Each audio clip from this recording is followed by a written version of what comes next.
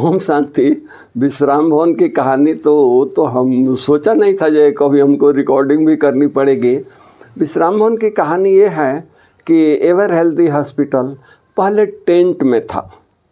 जब शांति वन बना तो दादी जी ने एक टेंट लगा के दिया, बोला कि 10,000 लोग आ रहे हैं तो उनकी हेल्थ की संभाल के लिए किसी को कुछ हो गया तो आप फर्स्ट एड के लिए तैयार रहो, यहाँ डिस्पेंसरी एक बना दो।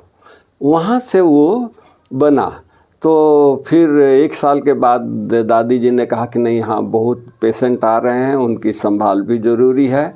तो एक छोटा सा एवर हेल्दी बना दिया, एवर हेल्दी हॉस्पिटल बना दिया। 4 रूम का बनाया होगा, मुझे याद है। तो 4-6 रूम का था। तो वहाँ देखा कि पेशेंट बहुत आ रहे थे। तो दादी जी ने एक पानी टंकी के नीचे एक हॉल रूम जैसा था, बोला कि इसको ठीक करा लो और इसको ये करो।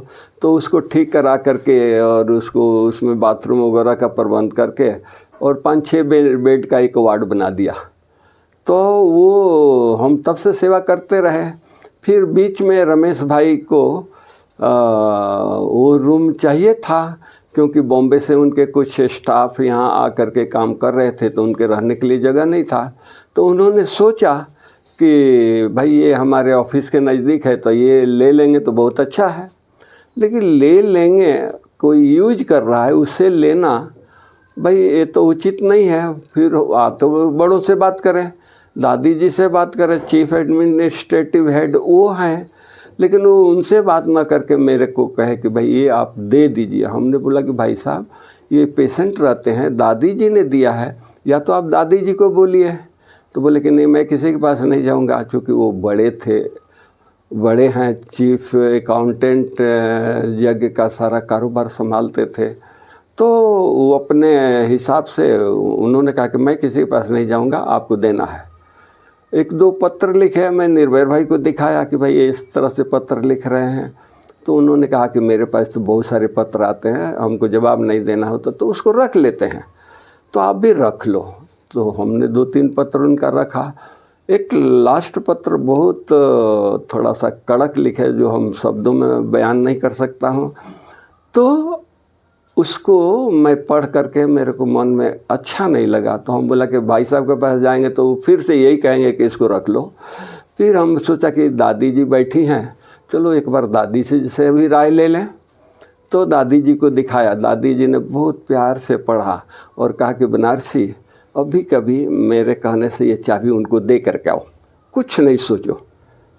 मैं दादी जी को कहा जी दादी जी, और उसी समय जा कर के उनको चाबी दे करके आया। 10 मिनट के बाद गोलक भाई को दादी जी बुलाए और बोले कि इनके लिए एक मकान अलग से बना दो जहाँ पेशेंट रहें, इनके स्टाफ रहे, डॉक्टर रहे। तो जगह देख करके कंस्ट्रक्शन डिपार्टमेंट को जगह देख करके निर्भय भाई को भी उन्होंने, दादी जी ने कहा कि इनके लिए एक मकान बना दो, उसकी हम सारा खर्च मैं दूँगे। तो निर्भय भाई ने भी छुट्टी दे दिया। ज़मीन भी ये खाली पड़ा था, जंगल था, तो ये जगह भी मिल गई और ये 1-1.5 साल में बन गया।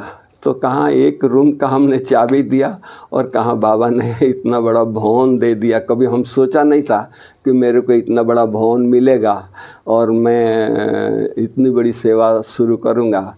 तो ये बाबा की कमाल है।